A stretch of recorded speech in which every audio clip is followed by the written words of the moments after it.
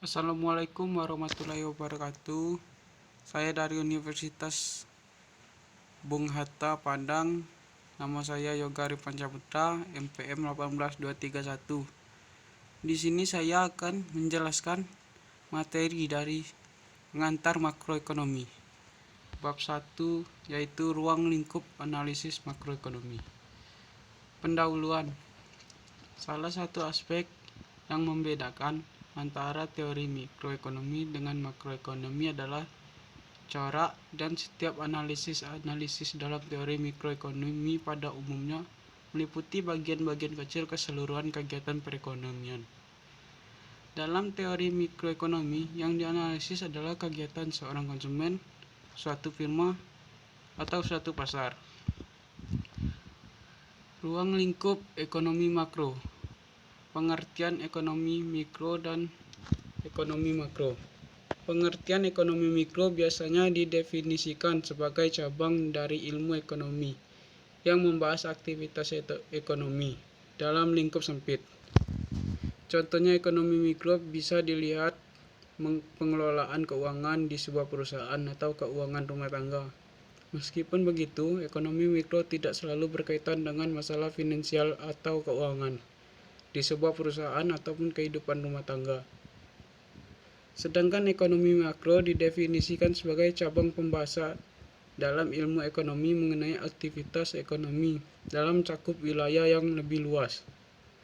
Contohnya, ekonomi makro bisa dilihat dari angka-angka yang menunjukkan aktivitas neraca keuangan sebuah negara seperti Indonesia. Perbedaan ekonomi mikro dan ekonomi makro. Perbedaannya yang pertama, ruang lingkup. Ruang lingkup ekonomi mikro meliputi permintaan dan penawaran, elastisitas teori produksi, teori perilaku konsumen, serta pasar dan mekanisme harga. Permintaan dan penawaran. Permintaan yakni barang atau jasa yang diminta konsumen pada waktu dan harga tertentu. Sedangkan penawaran merupakan barang atau jasa yang ditawarkan oleh produsen kepada konsumen pada waktu dan harga tertentu. Elastisitas permintaan. Elastisitas permintaan merupakan besar kecilnya permintaan suatu produk yang dipengaruhi oleh perubahan harga, sedangkan elastisitas penawaran merupakan besar kecilnya penawaran suatu produk yang dipengaruhi oleh perubahan harga. Teori produksi. Teori produksi merupakan landasan yang digunakan untuk menganalisa tingkat produksi dan biaya produksi barang dan jasa yang dijual tentu melewati proses produksi. Perilaku konsumen. Perilaku konsumen merupakan proses konsumen dalam mencari, membeli, menggunakan, menilai, dan membuang produk atau jasa pasca konsumsi. Pasar. Pasar merupakan tempat berlangsungnya aktivitas jual beli. Mekanisme harga. Mekanisme harga merupakan perubahan harga karena kondisi tertentu yang bersifat fleksibel.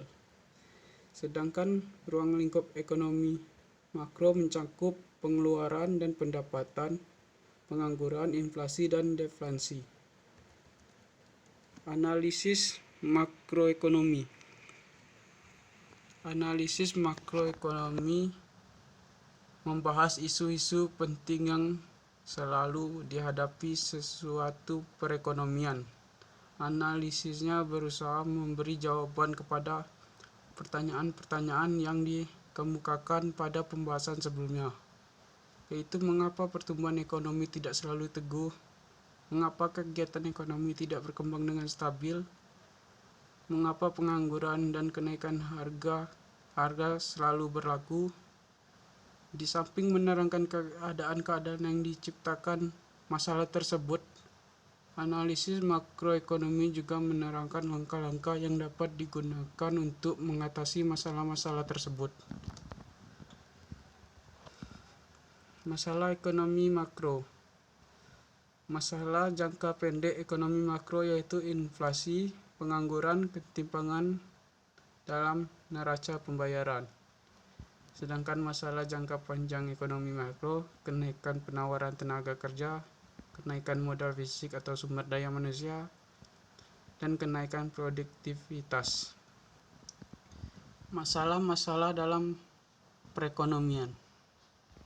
Yang pertama, masalah pengangguran, masalah inflasi, masalah pertumbuhan ekonomi. Pengangguran, keadaan yang menggambarkan tidak ikut sertanya tenaga kerja yang sebetulnya produktif dalam proses produksi karena jumlah pekerja lebih kecil jika dibandingkan dengan tenaga kerja yang tersedia.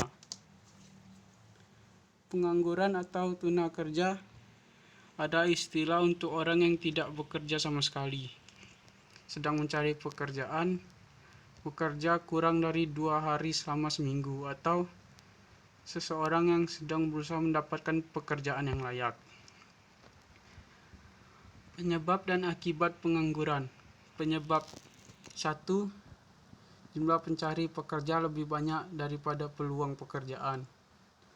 2. Kesenjangan antara kompetisi pencari kerja dengan kompetisi yang dibutuhkan oleh pasar. 3. Adanya PHK. 4. Banyaknya anak putus sekolah dan lulus tidak melanjutkan ke tahap berikutnya. 5. Keterbatasan sumber daya alam di kota yang tidak memungkinkan lagi bagi masyarakat untuk mengelola sumber daya alam menjadi mata pencarian. Akibat dari pengangguran. Pengangguran dapat menghilangkan mata pencarian, mengurangi pendapatan nasional dan pendapatan per kapita karena tidak berfungsinya salah satu faktor produksi yaitu tenaga kerja sehingga output yang dihasilkan rendah. 3. Produktivitas tenaga kerja rendah karena jumlah kesempatan kerja yang terbatas. 4. Upah yang rendah untuk pekerja. Hal ini berdampak pada sisi permintaan dan penawaran. 5. Investasi dan pembentukan modal rendah. 6. Dampak sosial berpengaruh pada pembangunan nasional. 7. Pengangguran dapat menghilangkan keterampilan. 8. Pengangguran akan menimbulkan ketidakstabilan sosial politik. 9. Akan bertambahnya tingkat kemiskinan dalam masyarakat. Yang terakhir, adanya kriminalitas dalam masyarakat. Selanjutnya, inflasi. Inflasi merupakan suatu proses meningkatnya harga-harga secara umum dan terus-menerus, kontinu.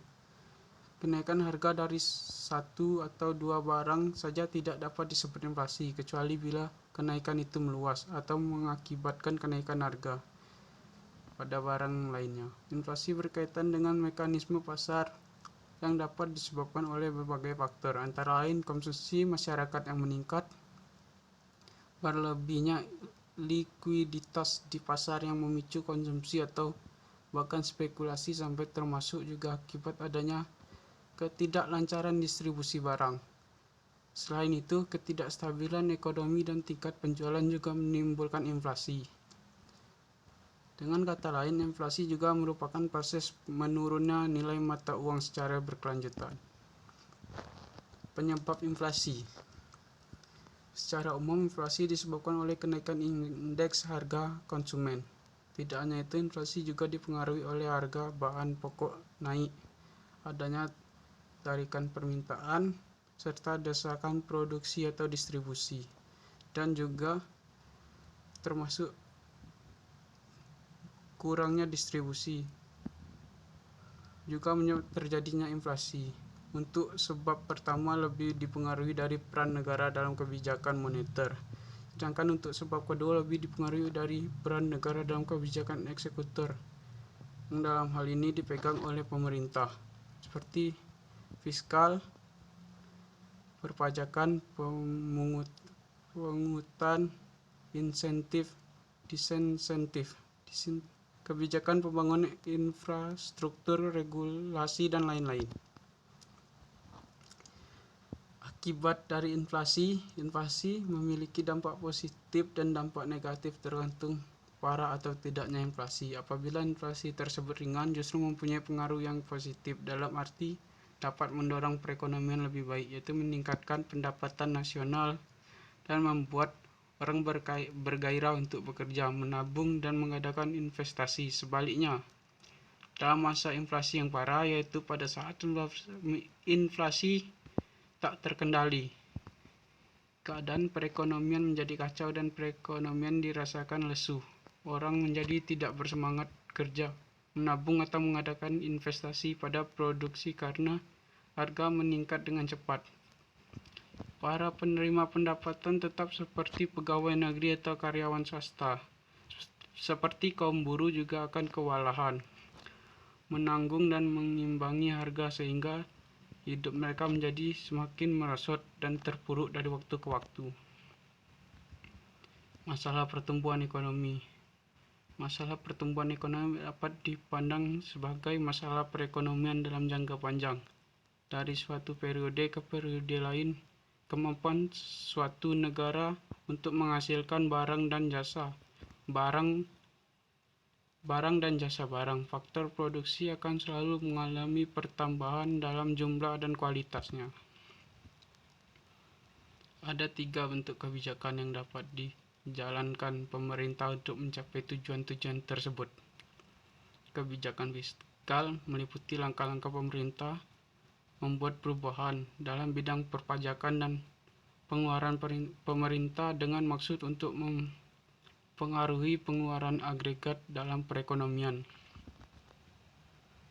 2. Kebijakan moneter meliputi langkah-langkah pemerintah yang dilakukan oleh Bank Sentral untuk mempengaruhi penawaran uang dalam perekonomian atau merubah tingkat bunga dengan maksud untuk mempengaruhi pengeluaran agregat.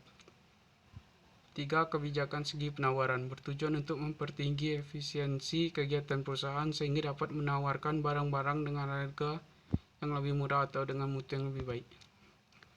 Itu saja yang dapat saya sampaikan dari bab 1 ini. Lebih dan kurang saya mohon maaf. Apabila ada kesalahan, saya mohon maaf. Saya tutup. Wassalamualaikum warahmatullahi wabarakatuh.